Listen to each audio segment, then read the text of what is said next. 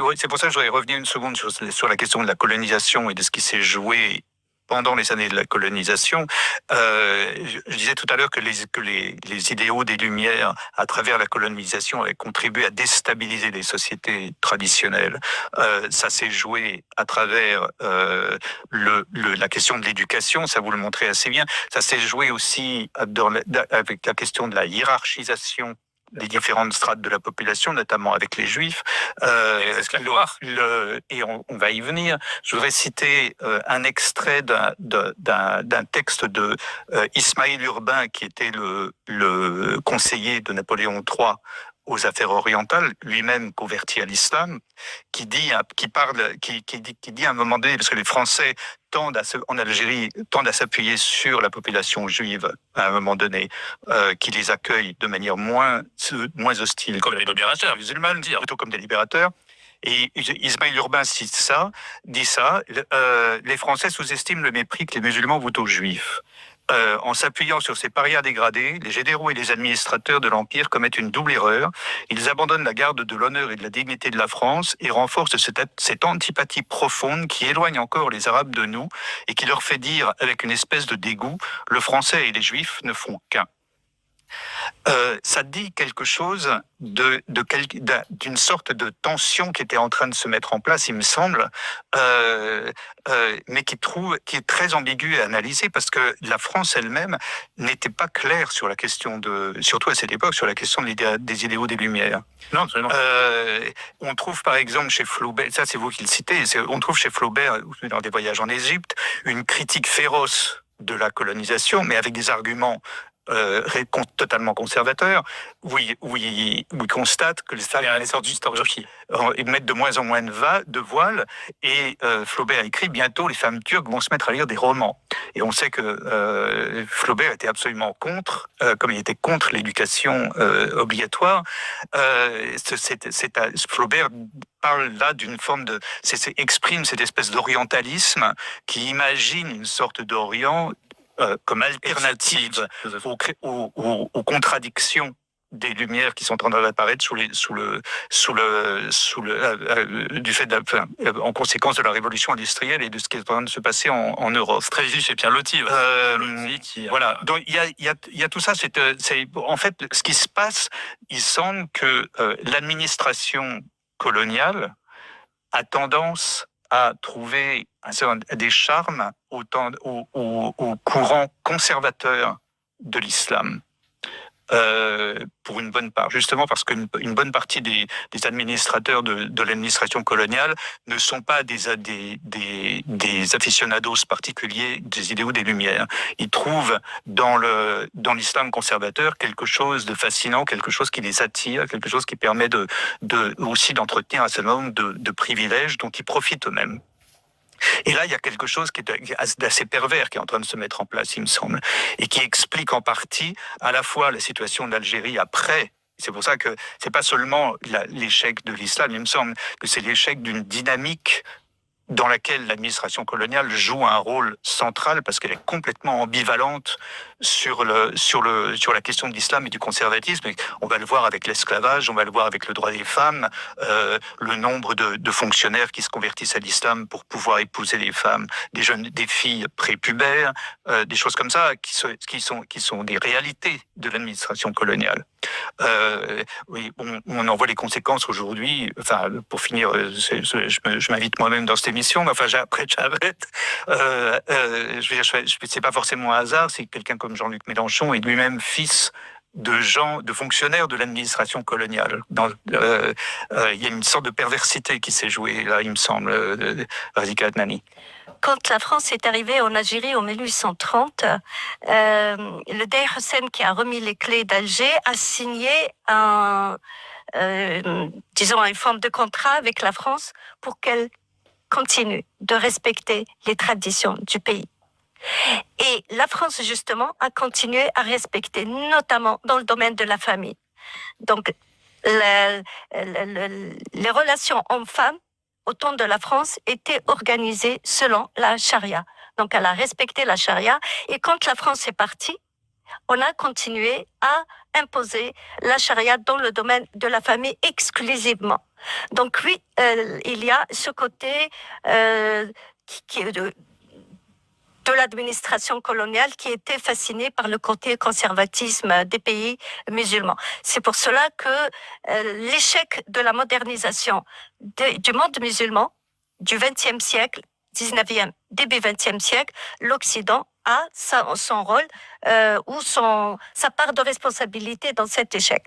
Et Bernard Lewis parle même d'écrivains occidentaux qui ont fait l'éloge de l'esclavage en terre d'islam, Oui. l'esclavage musulman, qu'ils ont considéré comme un esclavage plus, pas négatif, au contraire, étant donné qu'ils traitent bien les esclaves, donc ça se passait bien, et pourquoi le critiquer? Donc, comme aujourd'hui, il y a ceux qui défendent le port du voile, on l'a vu aussi. Donc, oui, l'Occident, il a une part de responsabilité dans l'échec de la période de modernisation des sociétés musulmanes. Et dans le livre, Aziraï a parlé de Mohamed Ali Pacha, qui était le vice-roi d'Égypte, qui se présentait comme un moderniste, alors qu'il a attaqué le Soudan pour avoir des esclaves, pour les faire travailler dans les fermes en Égypte. Et donc, il a montré cette ambiguïté. D'un côté, il se montre comme un moderniste et de l'autre, il continue de pratiquer l'esclavage. Eh bien, l'Occident, en France aussi, la France spécialement, a fait la même chose en Algérie, où on parle des valeurs d'égalité, de liberté, etc., mais on soumet les Algériens à un statut inférieur.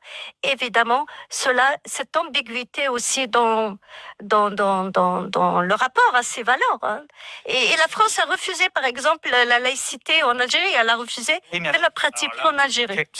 Dans quelle mesure est-ce que ce statut comme le statut personnel musulman, comme on appelait ça à partir de 1860, qui a été quand même mis en place sur les conseils, notamment de Ismaïl Urbain, qui était lui-même musulman, et qui donc effectivement a créé un système totalement d'exclusion de fait des musulmans de la société algérienne et conduit finalement à l'indépendance.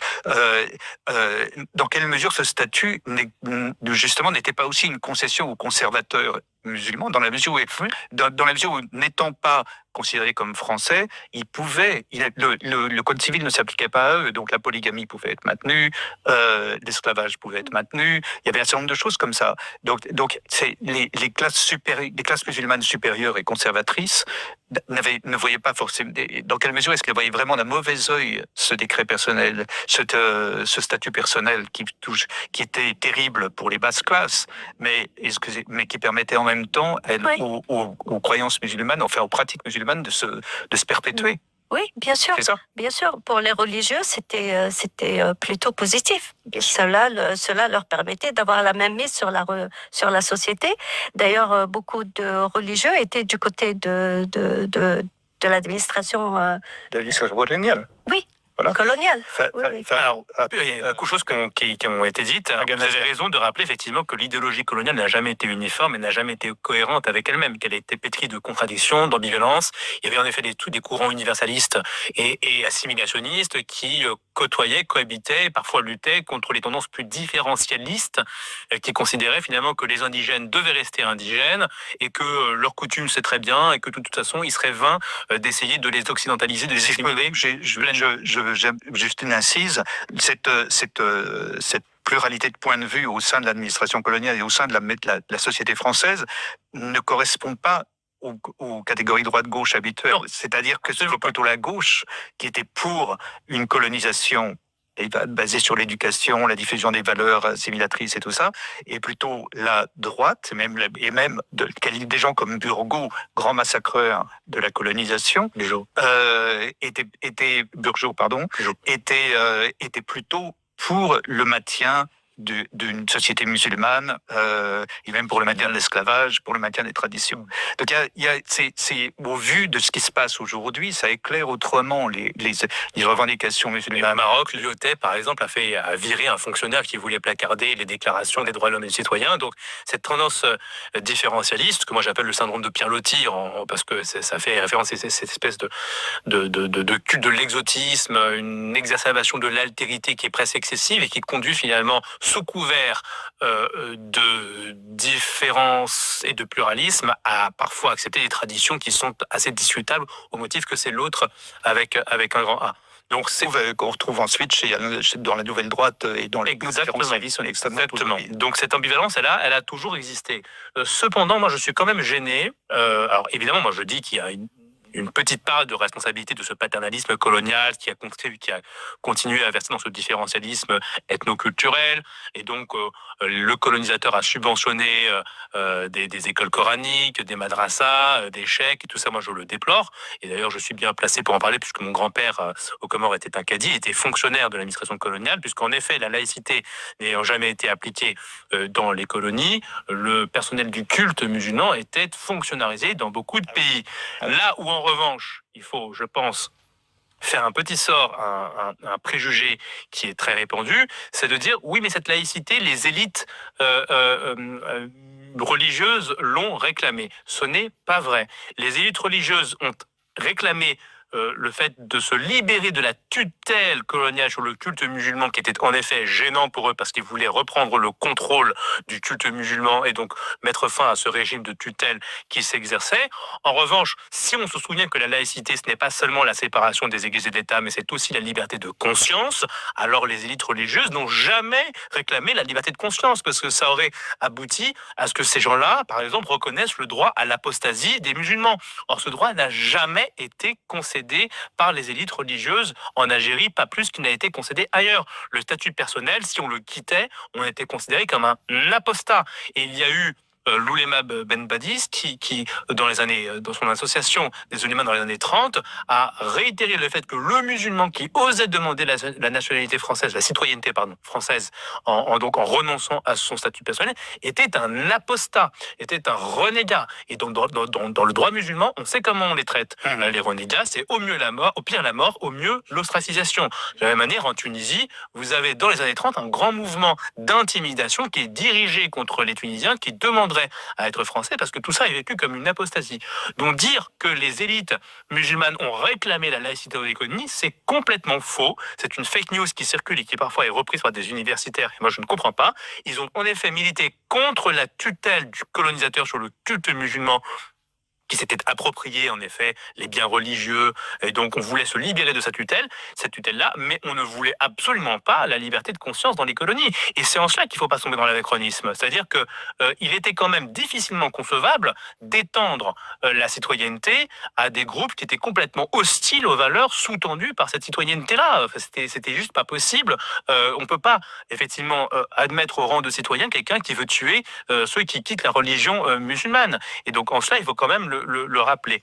Et pour terminer juste sur la part de responsabilité, le problème, encore une fois, de l'argument qui impute la situation de l'islam à des facteurs exogènes, c'est qu'on en vient à mépriser les dynamiques endogènes aux cultures musulmanes. C'est-à-dire que la colonisation est un défi qui a concerné toutes les civilisations de la planète. Les Asiatiques ont été colonisés, les Africains ont été colonisés, les musulmans ont été colonisés, les Japonais n'en ont pas été occupés, mais ils ont été aussi confrontés à l'hégémonie occidentale, et tout le monde n'a pas réagi de la même manière. Donc ce qu'il faut aussi expliquer, c'est pourquoi, par exemple, le Japon, pendant l'ère Meiji, va importer tout un tas de recettes occidentales. Les Japonais vont faire traduire Voltaire, vont faire traduire Hume, et donc vont s'occidentaliser beaucoup plus profondément que d'autres sociétés. Pourquoi, par exemple, la Chine s'est-elle revendiquée du marxisme-léninisme, qui est une idéologie qui n'est pas née en Chine, mais bien en Europe? Et pourquoi d'autres aires culturelles ont manifesté, on va dire, non pas aucun intérêt, c'est pas ce que je dis, mais en tout cas beaucoup moins d'intérêt comparer à d'autres cultures et d'autres civilisations qui ont su faire la part des choses entre ce qu'on va garder de nos traditions indigènes et les apports qui, mine de rien, méritent d'être importés, même si elles viennent d'un colonisateur méchant. Mais en tout cas, Voltaire, Rousseau, c'est intéressant de comprendre. Al-Qahtani, juste un petit point, les Japonais et les Chinois ont peut-être importé des choses de l'Occident, mais on ne peut pas dire que ça aboutit à des catastrophes politiques. Hein. Le Japon était l'un des pays les plus prospères de la planète. Donc, oui, enfin, Il faut même passer par une période compliquée, évidemment. Mais de là, aujourd'hui, à date, aujourd'hui, alors nous avons cette discussion, le Japon est dans un meilleur état que le monde musulman. J'aimerais bien savoir pourquoi. Quand je parle de la part du colonialisme dans l'explication de cet échec de la modernisation des sociétés musulmanes, cela ne veut pas dire qu'on nie le rapport de l'islam lui-même tel qu'il a été construit, sinon j'aurais pas fait ce travail que je fais. Donc, mais il fallait aussi que je souligne ce point qui est important pour essayer de comprendre un peu.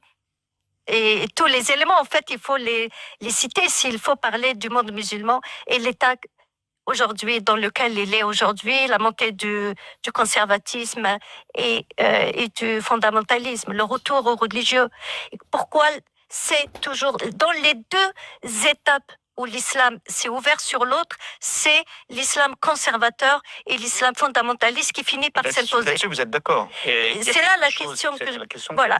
Pourquoi c'est toujours les fondamentalistes qui arrivent à s'imposer? Eh bien, il y a des éléments qui concernent l'islam en lui-même tel qu'il a été construit par les musulmans, tel qu'ils le conçoivent, tel qu'ils le pratiquent, mais il y a aussi des éléments politiques, géopolitiques qui concernent notre monde dans lequel nous vivons. Et ça se passe de la même manière aujourd'hui en France. Il y a beaucoup de musulmans en France qui vivent, qui s'adaptent à la culture française, aux valeurs de la République. Il y a beaucoup de musulmans qui ont quitté l'islam et qui s'expriment en France.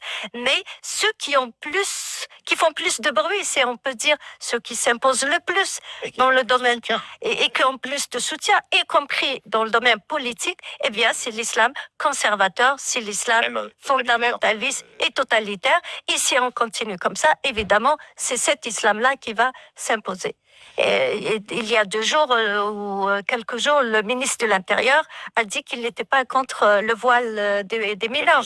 Donc c'est quand même problématique qu'on se met toujours du côté des conservateurs.